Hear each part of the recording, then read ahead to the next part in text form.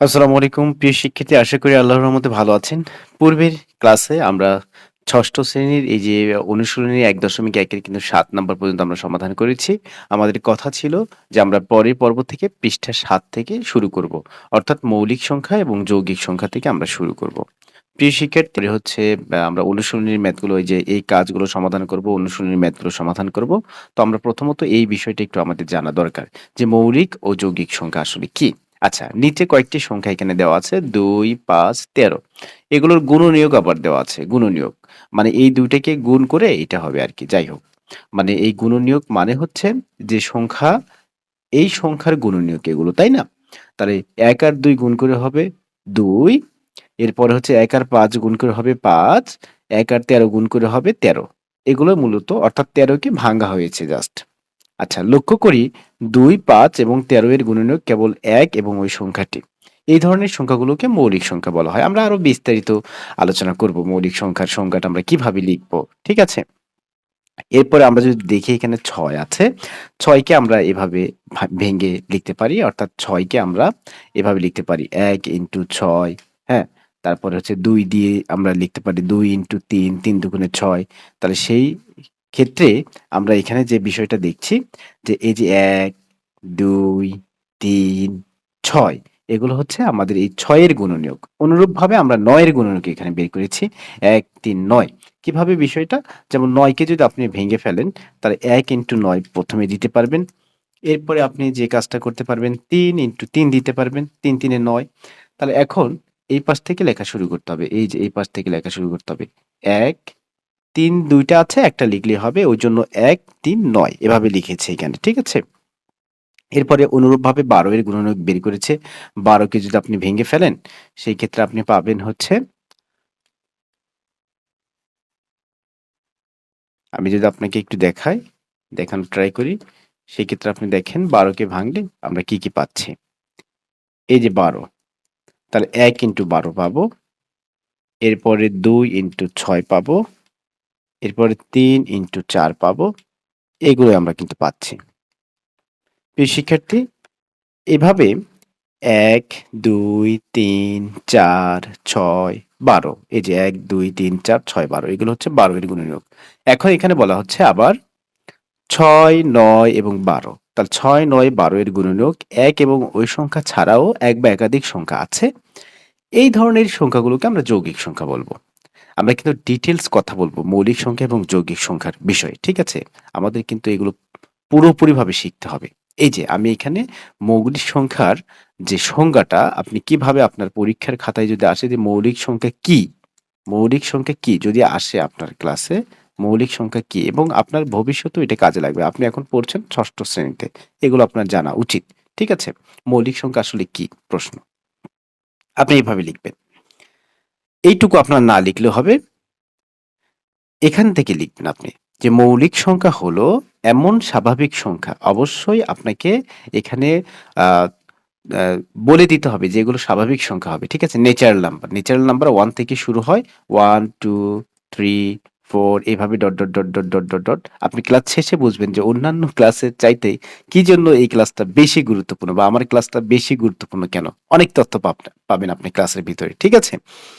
তো মৌলিক সংখ্যা হলো এমন স্বাভাবিক সংখ্যা, আপনি যদি বলেন যে শুধু মৌলিক সংখ্যা হলো এমন সংখ্যা যে যার দুটো পৃথক উৎপাদক আছে। ১ এবং ওই সংখ্যাটি নিজে। এই যে ১ থাকবে আর ওই সংখ্যাটি নিজেই থাকবে। যেমন আমরা ৩ এর ক্ষেত্রে দেখলাম ৩ ইন্টু ১। এই ৩ এর যে গুণনীয়ক ছিল ১ এবং ৩ ছিল। জাস্ট ১ ইন্টু ৩ আমরা এভাবে লিখতে পারি। এছাড়া অন্য কোনোভাবে ৩ কে ভাঙানো যায় না। এইজন্য কিন্তু ওই সংখ্যাটা নিজেই এবং ১ এই কথাই বলছে যে কেবলমাত্র দুটো পৃথক উৎপাদক আছে। এগুলোকে উৎপাদক বলা হয়। ঠিক আছে? গুণনীয়ক বা উৎপাদক। ১ এবং ওই সংখ্যাটি নিচে। কিন্তু অনেকেই প্রশ্ন করে থাকে তাহলে -৩ এর উৎপাদক কয়টা হবে? তাহলে -৩ এর উৎপাদকও কিন্তু ১ ইন্টু -৩। -৩ একটা এবং ১ এই ২ টা ছাড়া তো আর অন্য কোনো উৎপাদক নাই। তাহলে সেই ক্ষেত্রে এটাও তো মৌলিক সংখ্যা হতে পারে। কিন্তু আসলে এটা তো মৌলিক সংখ্যা নয়। এজন্যই কিন্তু এখানে বলা হচ্ছে যে এমন স্বাভাবিক সংখ্যা বা ধনাত্মক যে সংখ্যাগুলো বলতে হবে এই সংখ্যাগুলোর কথা। এই কথাটা আপনাকে রিপিট করে বলতে হবে যে এমন স্বাভাবিক সংখ্যা। আর স্বাভাবিক সংখ্যা বলতে বোঝাচ্ছে যে নেগেটিভ গুলো হতে পারবে না। 0 সহ নেগেটিভ গুলো হতে পারবে না। আমরা জানি বাম দিকে নেগেটিভ গুলো থাকে এবং ডান দিকে আমাদের পজিটিভ 1, 2, 3, 4, 5, 6। এজন্য এই 1 থেকেই শুরু করতে হবে এইদিকে, ঠিক আছে? ১ বাদ দিয়ে। ১ কিন্তু মৌলিক সংখ্যা হবে না। আমরা এগুলো শিখব, বিস্তারিত শিখব। আচ্ছা যাই হোক। তাহলে কেবলমাত্র দুটো পৃথক উৎপাদক আছে ১ এবং ওই সংখ্যাটি নিজে। ১ এর চেয়ে বড় যে সকল সংখ্যা মৌলিক না তাদেরকে যৌগিক সংখ্যা বলে। যৌগিক সংখ্যার সংজ্ঞাও আমরা শিখব আলাদাভাবে। অর্থাৎ যে সংখ্যাকে অন্য সংখ্যা দ্বারা ভাগ করা যায় না তাকে মৌলিক সংখ্যা বলে। যে সংখ্যাকে অন্য সংখ্যা দ্বারা ভাগ করা যায় না, সহজভাবে যদি আপনি বলতে চান, যে সংখ্যাকে অন্য সংখ্যা দ্বারা ভাগ করা যায় না তাকে কি বলা হয়? মৌলিক সংখ্যা বলে। আচ্ছা, এরপরে আসেন যৌগিক সংখ্যাটা একটু দেখেন। যৌগিক সংখ্যা হলো এমন ধনাত্মক পূর্ণ সংখ্যা, ওই দেখছেন এই যে ধনাত্মক পূর্ণ সংখ্যা কিন্তু কথা লেখা আছে। এমন ধনাত্মক পূর্ণ সংখ্যা যা দুটি ছোট ধনাত্মক পূর্ণ সংখ্যার গুণফল দ্বারা গঠিত হয়ে থাকে। যা দুটি ধনাত্মক পূর্ণ সংখ্যার গুণফল দ্বারা গঠিত হয়ে থাকে। যেমন ১২। তাহলে ১২ কে তো আপনি ১ ইন্টু ১২ লিখতে পারবেন। তারপরে কত? ২ ইন্টু ৬ লিখতে পারবেন। এই যে ২ টা ধনাত্মক পূর্ণ সংখ্যার গুণফল দ্বারা গঠিত হয়েছে। ঠিক আছে? একই সাথে এটি একটি ধনাত্মক পূর্ণ সংখ্যা।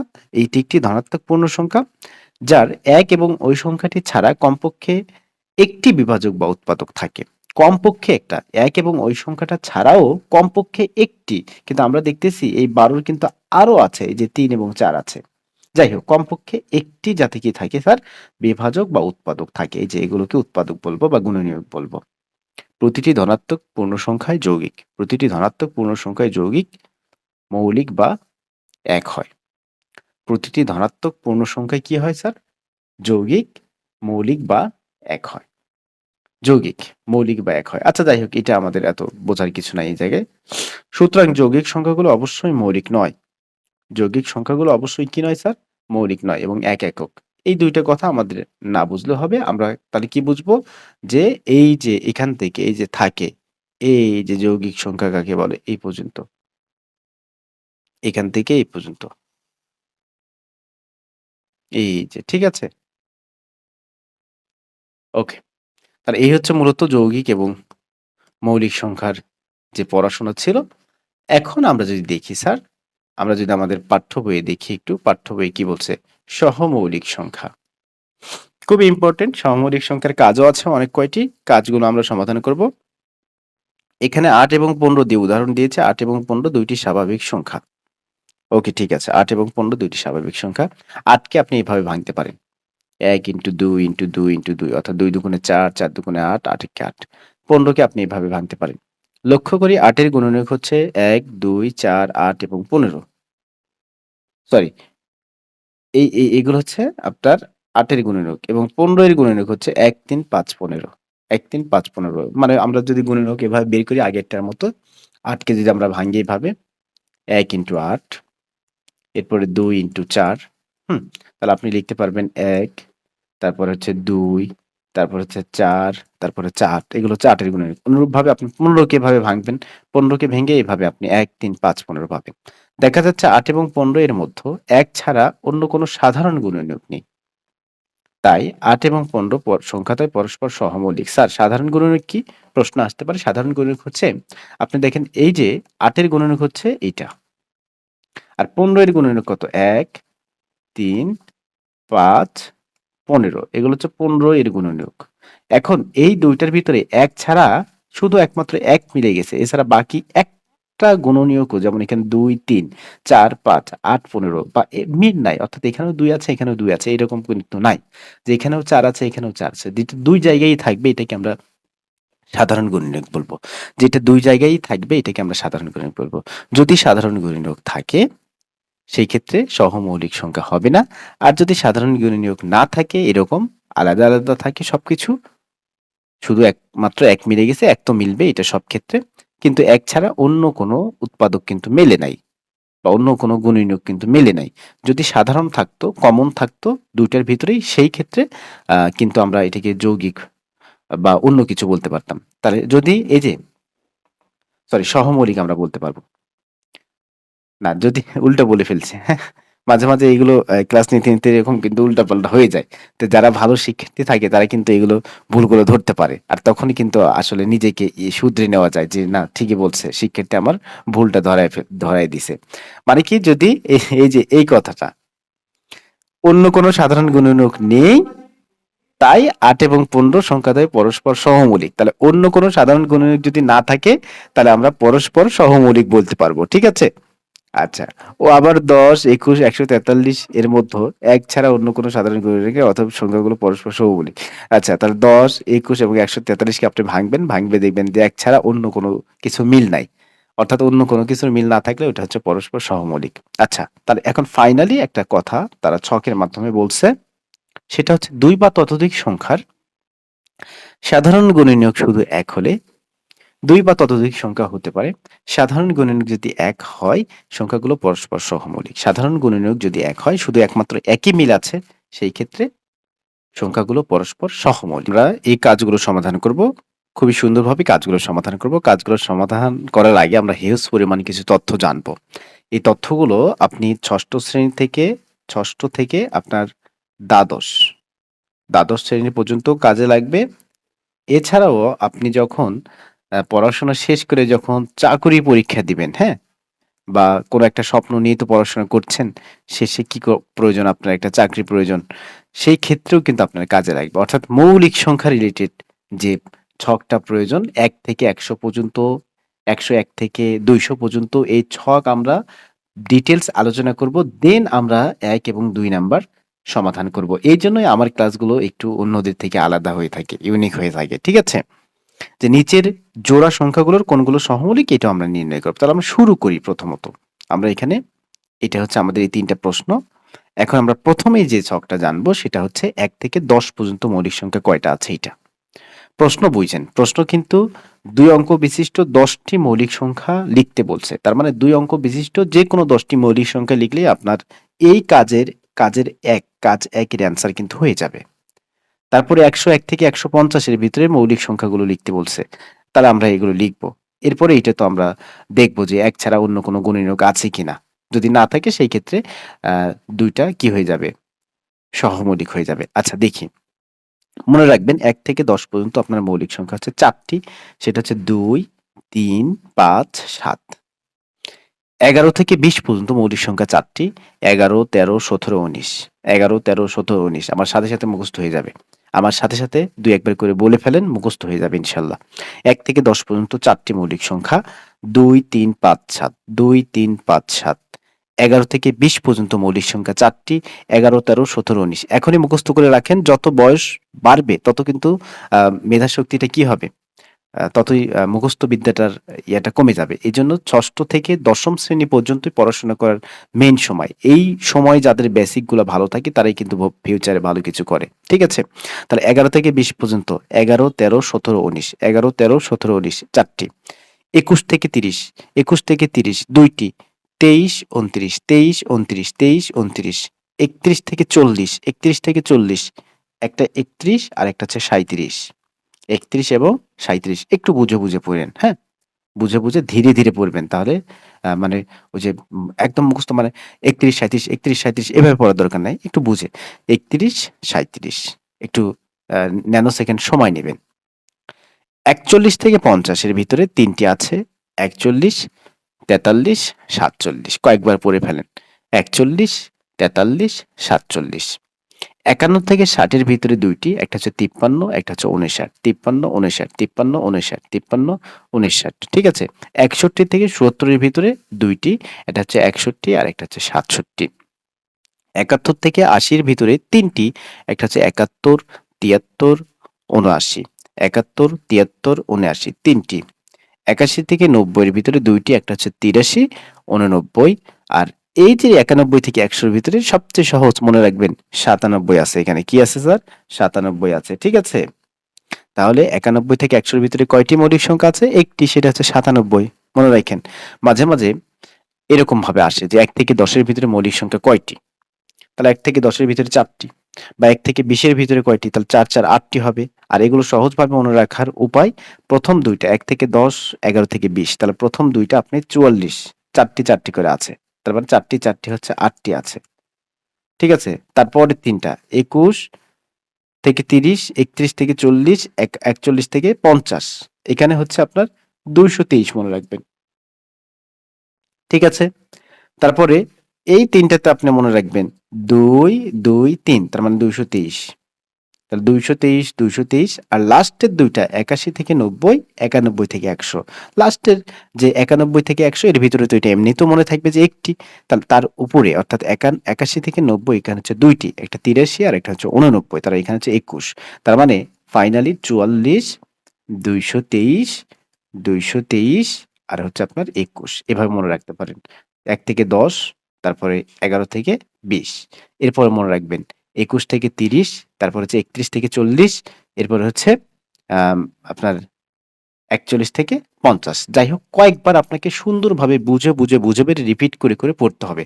আচ্ছা, এখন আমাদের প্রশ্নটা কি ছিল একটু দেখেন তো? ২ অঙ্ক বিশিষ্ট ১০ টি মৌলিক সংখ্যা। তাহলে ২ অঙ্ক বিশিষ্ট ১০ টি মৌলিক সংখ্যা কতগুলো হয়ে গেছে? এই যে ১১ একটা ২ অঙ্ক বিশিষ্ট মৌলিক সংখ্যা, ১৩ একটা ২ অঙ্ক বিশিষ্ট মৌলিক সংখ্যা, ১৭ একটা ২ অঙ্ক বিশিষ্ট মৌলিক সংখ্যা, ১৯ একটা ২ অঙ্ক বিশিষ্ট মৌলিক সংখ্যা, ২৩, ২৯, ৩১, ৩৭, ৪১, ৪৩, ৪৭, ৫৩, ৫৯ কতগুলো নিবেন? কতগুলো ২ অঙ্ক বিশিষ্ট মৌলিক সংখ্যা? তাহলে এগুলো আপনি আপনার অ্যান্সারে লিখতে পারেন। ৬১, ৬৭, ৭৩, হ্যাঁ, ৭১, ৭৯ এগুলো হচ্ছে ২ অঙ্ক বিশিষ্ট মৌলিক সংখ্যা। ২ অঙ্ক বিশিষ্ট মৌলিক সংখ্যা। তাহলে আপনার ইচ্ছা মতো এখান থেকে আপনি যেকোনো ১০ টি চুজ করে নিতে পারেন। যেকোনো ১০ টি আপনি চুজ করে নিতে পারেন আপনার অ্যান্সারের জন্য। আশা করি আপনি এই যে ১ নাম্বার প্রশ্নটা বুঝেছেন যে ২ অঙ্ক বিশিষ্ট ১০ টি মৌলিক সংখ্যা। এখন আসেন ১০১ থেকে ১৫০ এর ভিতরে মৌলিক সংখ্যা কয়টা আছে? এটা আগে আমরা দেখব, তারপরে আমরা বের করব। ঠিক আছে? ওকে, আমি এই ছকটাও রেডি করে রেখেছি। আচ্ছা, এখানে কিন্তু টোটাল ২৫ টা মৌলিক সংখ্যা আছে। ১ থেকে ১০০ এর ভিতরে টোটাল ২৫ টি মৌলিক সংখ্যা আছে। এটাও মাঝে আপনার পরীক্ষায় আসবে বা আসে। ঠিক আছে? ১ থেকে ১০০ এর ভিতরে মৌলিক সংখ্যা আছে কয়টা স্যার? ২৫ টা আছে। একটু হিসেব করে নিবেন, যোগ করে নিবেন। আচ্ছা, এখন দেখেন এখানে। আচ্ছা, এখানে ১০১ থেকে আমরা শুরু করব। ১০১ থেকে ২০০ পর্যন্ত আমরা শিখব। আমরা এখনই শিখে ফেলবো। এগুলো আর শেখার সময় নাই। এখনই শিখে ফেলবো। ১০১ থেকে ২০০ পর্যন্ত। আমাদের প্রশ্ন কিন্তু ১০১ থেকে ১৫০ পর্যন্ত। ১০১ থেকে ১৫০ পর্যন্ত কয়টি মৌলিক সংখ্যা আছে? আমরা যদি একটু প্রশ্নটা দেখি। এই যে ১০১ থেকে ১৫০ পর্যন্ত মৌলিক সংখ্যাগুলো বের করো। ঠিক আছে?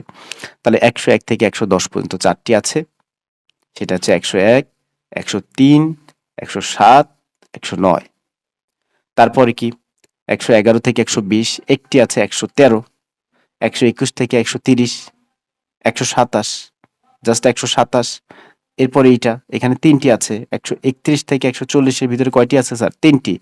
১৩১, ১৩৭, ১৩৯। এরপরে ১৪১ থেকে ১৫০। তাহলে এখানে কত? ১৪৯ আছে। একটা ১৪১ থেকে ১৫০ এর ভিতরে কিন্তু একটি আছে, সেটা হচ্ছে ১৪৯।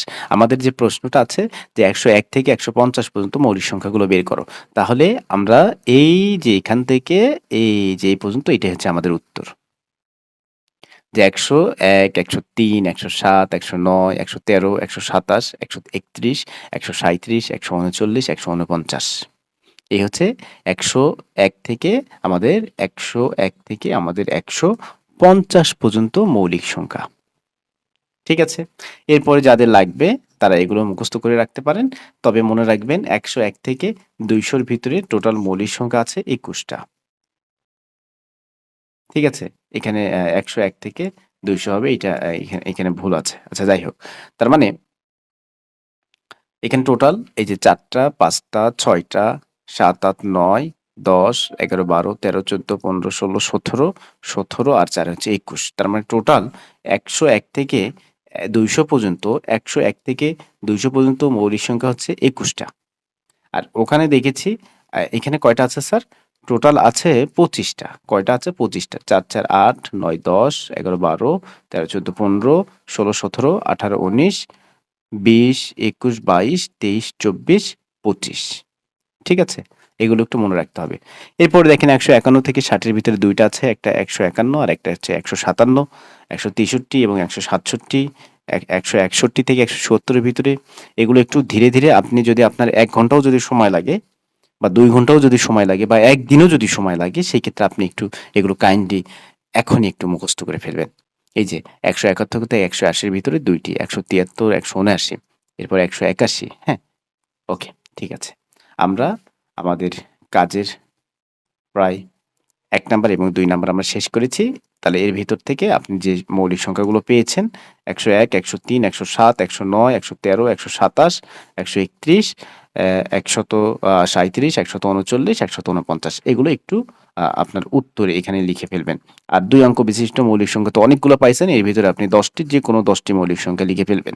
এখন আমরা ৩ নাম্বার কাজটা দেখব। নিচের জোড়া সংখ্যাগুলোর কোনগুলো সহমৌলিক নির্ণয় করো। আচ্ছা, তাহলে ১৬ প্রথম আমরা আমাদের সমাধান করব হচ্ছে ১৬। তাহলে ১৬ এর গুণনীয়ক বের করেন।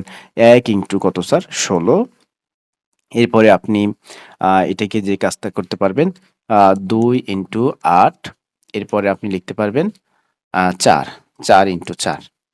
তাহলে ১৬ এর যে আপনি এখন লিখবেন যে ১৬ এর গুণনীয়কগুলো হলো আমার মতো করে লিখবেন যে ১৬ এর গুণনীয়কগুলো হলো গুণনীয়কগুলো হলো কি, কি আছে? ১, ২, ৪ একটা লিখেন। ২ টা আছে তো একটা লিখলেই হবে। ৪, ৮ আর হচ্ছে ১৬। এ হচ্ছে ১৬ এর গুণনীয়ক। ১, ২, ৪, ৮, ১৬। এখন আসেন তো ২৮ এর গুণনীয়ক বের করেন একইভাবে। ২৮ এর গুণনীয়ক বের করেন। তাহলে ২৮ কে ভাঙেন ১ ইন্টু ২৮। তারপরে আমি এভাবে লিখি ২৮ কে ২ ইন্টু ১৪ লেখা যাবে। তারপরে লেখা যাবে ৩ দিয়ে কি করা যাবে? না ৩ না ৪ দিয়ে করা যাবে। ৪ ইন্টু ৭। ৪ ইন্টু ৭, ৪ ৭ ২৮। তাহলে ২৮ এর গুণনীয়ক এখন লিখবেন যে ২৮ এর আপনি এভাবেও লিখতে পারেন, নিচে, নিচেও লিখতে পারেন। নিচে, নিচে এভাবে লিখতে পারেন। একই বিষয়। ২৮ এর গুণনীয়ক ২৮ এর গুণনীয়ক কত, কত? দেখে, দেখে লিখে দেন। ১, তারপর হচ্ছে কত? ২, তারপর হচ্ছে ৪, হুম? তারপর হচ্ছে ৭, তারপর হচ্ছে ১৪, তারপরে হচ্ছে কত? ২৮। দেখেন এইগুলো লেখার ফরমেটটা কি জানেন? যে এই যে দেখেন ১ম টার সাথে শেষটা গুণ করে কিন্তু আপনি ২৮ পাচ্ছেন। দ্বিতীয়টার সাথে দ্বিতীয়টা। এদিক থেকে দ্বিতীয়, এদিক থেকে দ্বিতীয়। এদিক থেকে ৩ নাম্বার, এদিক থেকে ৩ নাম্বার। এই ৪ ৭ ২৮ দেখছেন? আচ্ছা যাই হোক। এখন দেখেন তো কোন সাধারণ গুণনীয়ক ১ ছাড়া কি অন্য কোন সাধারণ গুণনীয়ক আছে? এখানে ১। ওকে, এটা আমরা আইডেন্টিফাই করলাম। কিন্তু দেখা যাচ্ছে ২ ও তো আছে এখানে। কিন্তু দেখা যাচ্ছে ৪ ও তো আছে এখানে। আর কি আছে? আর দরকার নাই তো অলরেডি মিলে গেছে ২ টা। তার মানে এরা পরস্পর সহমৌলিক নয় স্যার। এরা পরস্পর সহমৌলিক নয়। দেখা যাচ্ছে আপনি এখন আপনার ফাইনাল রেজাল্টে যেটা লিখবেন, আপনি লিখবেন দেখা যাচ্ছে, হ্যাঁ? ফাইনাল রেজাল্টে লিখবেন দেখা যাচ্ছে ১৬ ও ২৮ এর মধ্যে ১৬ ও ২৮ এর মধ্যে প্রত্যেকটা একইভাবে, হ্যাঁ? ১ ছাড়াও ১ ছাড়াও অন্য সাধারণ গুণনীয়ক অন্য সাধারণ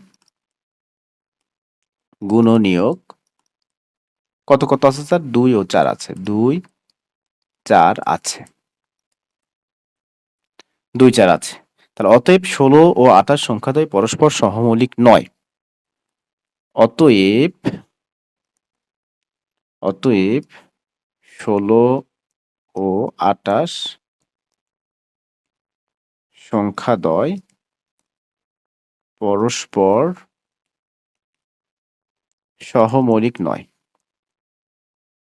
সহমৌলিক নয়। এটি হচ্ছে রেজাল্ট। এরপরে কত? ২৭ এবং ৩৮। আচ্ছা, ২৭ এবং ৩৮। তাহলে ২৭ কে আমরা ভাঙলে কত, কত পাবো স্যার? ২৭ কে ভাঙলে পাবো ১ ইন্টু ২৭। ২৭ কে ভাঙলে পাবো হচ্ছে ৩ ইন্টু ৯, ৩ নং ২৭। আর আসতেছে না মাথায়। তাহলে এর গুণনীয়ক হচ্ছে ১, ৩, ৯, ২৭। আচ্ছা, আরেকটা কি? ২৭ এর সাথে কত? ৩৮। তার মানে ৩৮ এর গুণনীয়ক বের করব। তাহলে ৩৮ এর গুণনীয়ক আপনি কিভাবে বের করতে পারেন? ১ ইন্টু ৩৮ একটা। এরপরে ২ দিয়েও এটাকে ইয়ে করা যায়, ডিভাইডেড করা যায়। তাহলে ২ দিয়ে যেহেতু লাস্টে এককের ঘরে ৮ আছে বা জোড় সংখ্যা আছে, এজন্য ২ দিয়ে এটাকে ডিভাইডেড করা যায়। তাহলে ২ দিয়ে ডিভাইডেড করলে কত হবে? আমরা যদি দেখি আ আ উন ১৯ মেবি। ১৯ দুগুণে ৩৮। আচ্ছা যাই হোক। তাহলে এর গুণনীয়ক হচ্ছে ১, 2, 19, 38। এখন কি এর ভিতরে এর যে 4টা গুণনীয়ক বের হয়েছে এবং এর যে 4টা গুণনীয়ক বের হয়েছে, এই একমাত্র একই শুধু মিল আছে, আর বাকিগুলোর কোনো মিল নাই। তাহলে অতএব আমরা লিখতে পারবো যে 1 ছাড়া অন্য কোনো সাধারণ গুণনীয়ক নাই। অতএব 27 ও 38 সংখ্যাদ্বয় পরস্পর সহমৌলিক। পরস্পর কি স্যার? সহমৌলিক। একটু বাংলা দিয়ে আপনার নোট খাতায় লিখে নেবেন, একদম এইটার মতো করে, এই যে এটার মতো করে, এটার মতো করে ব্যাখ্যা। এই যে এভাবে যে দেখা যাচ্ছে ওই দুইটা সংখ্যা লিখবেন, ওই দুইটা সংখ্যা লিখে এর মধ্যে 1 ছাড়া অন্য কোনো সাধারণ গুণনীয়ক নেই। তার অতএব সংখ্যাদ্বয় পরস্পর সহমৌলিক। আর এখানে কিন্তু 1 ছাড়া অন্য গুণনীয়ক ছিল, সেটা কি আছে? 2, 4 ছিল, যার কারণে এটা সহমৌলিক নয়। আচ্ছা, এটা শেষ। এখন আমরা যে কাজটা করব এই জায়গায় ফাইনালি 31 এবং 43 এর ভিতরে দেখব। 31 এবং 43। তাহলে 31 কে যদি আপনি ভাঙেন তাহলে কত পাবেন? 1 × 31। আর মনে হয় ভাঙা যায় না এটাকে। 1 × 31, ঠিক আছে? আচ্ছা, তার মানে এর গুণনীয়ক হচ্ছে 1 এবং হচ্ছে 31। এরপর 43। 43 কে যদি আপনি ভাঙেন 1 × 43ই পাবেন, আর কোনো নাই। 1 × 43ই পাচ্ছেন, আর কোনো সাধারণ গুণনীয়ক এখানে নাই। তার মানে 1 আর হচ্ছে 43 এর গুণনীয়ক। তাহলে এটার ক্ষেত্রে একই। তাহলে এই 31 এবং 43 হচ্ছে সহমৌলিক। 1 ছাড়া অন্য কোনো সাধারণ গুণনীয়ক নাই। অতএব 31 এবং 43 সংখ্যাদ্বয় কি স্যার? সহমৌলিক। জাস্ট এই কথাটা লিখবেন। বুঝতে হবে, ভালোভাবে বুঝতে হবে, ঠিক আছে? এরপরে আর কোন সংখ্যা? 210 এবং 143। 210 এবং 143, ঠিক আছে? কঠিন হবে নাকি? 210। আচ্ছা, প্রথমত 210 কে ভাঙানো শুরু করি। 210 কে ভাঙালে আমরা পাবো হচ্ছে 1 × 210, 2 ইন্টু হচ্ছে পাবো হচ্ছে 105। তারপরে হচ্ছে 3 দিয়ে কি করা যায়? 3 দিয়ে 3 × 70, 3 7 21, 210। এরপরে 4 দিয়ে করা যাবে কিনা জানি না। 4 দিয়ে ভাগ করে দেখতে হবে। হ্যাঁ, না, 4 দিয়ে ভাগ করা যাবে না। 5 দিয়ে ভাগ করা যাবে। তাহলে 5 এর সাথে 42 দেওয়া যাবে। 5 দুগুণে 10 এর 0, 4 5 20 আর 21, 5 এর সাথে 42। এরপরে আপনি 6 দিতে পারবেন। 6, ঠিক আছে? 6 এর সাথে আপনি 35 দিতে পারবেন। এরপরে আপনি 7 দিতে পারবেন। তাহলে 7 এর সাথে আপনাকে দিতে হবে 30। তারপরে আপনি দিতে পারবেন 8 দেওয়া যাবে না। 10 দেওয়া যাবে, 10। তাহলে 10 এর সাথে আপনাকে কত দিতে হবে? 10 এর সাথে আপনাকে দিতে হবে আ 10 এর সাথে দিতে হবে 21। তারপরে আপনার হচ্ছে 14। আপনি এভাবে ভাগ করে দেখবেন। এই যে 14 দিয়ে 210 কে ভাগ করবেন, 10 দিয়ে 210 কে ভাগ করবেন, 8 দিয়েও ভাগ করে দেখবেন, হ্যাঁ? 8 দিয়ে ভাগ করা যাবে না। তাহলে এটা লেখার দরকার নাই। এখন 14 দিয়ে ভাগ করা যাবে। তা 14 দিয়ে ভাগ করলে কত হবে? আমরা যদি দেখি 14 দিয়ে ভাগ করলে মনে হয় 15 হবে। 4 5 এ 20 এর 0, 1 1 হ্যাঁ, ঠিক আছে, 21। আচ্ছা, এতগুলো কেন বের হচ্ছে এটার? এটা তো বিরক্তিকর। 14। এরপর 15 দিয়ে যাবে। 15 × 21। 15 × 21। 15 × 21 করলে কি হবে? না, 15 × 14 তো ছিল এখানে। 15 × 21 কিভাবে হয়? 14 15, 14 15, 10 21। ওকে, ঠিক আছে, এগুলোই হচ্ছে আমাদের 1 2, তারপর হচ্ছে 3, এরপরে হচ্ছে স্যার কত? 5, এরপরে হচ্ছে 6, তারপরে হচ্ছে 7, হ্যাঁ, তারপরে কত? 10, তারপরে কত? 10 এর পরে 14, এই 14 এর পরে কত? 14 এর পরে হচ্ছে 15, 15 এর পরে কত যাবে? 21। লেখার ফরম্যাটটা একটু বুঝেন। 21 এর পরে কত আসতেছে? 30, 30 এর পরে কত? 35, 35, তারপরে কত? 42, তারপরে কত?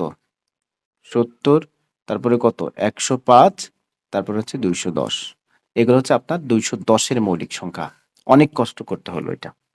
210। এখন 143 এর 210 এবং 143 মনে হয়। হ্যাঁ, 143।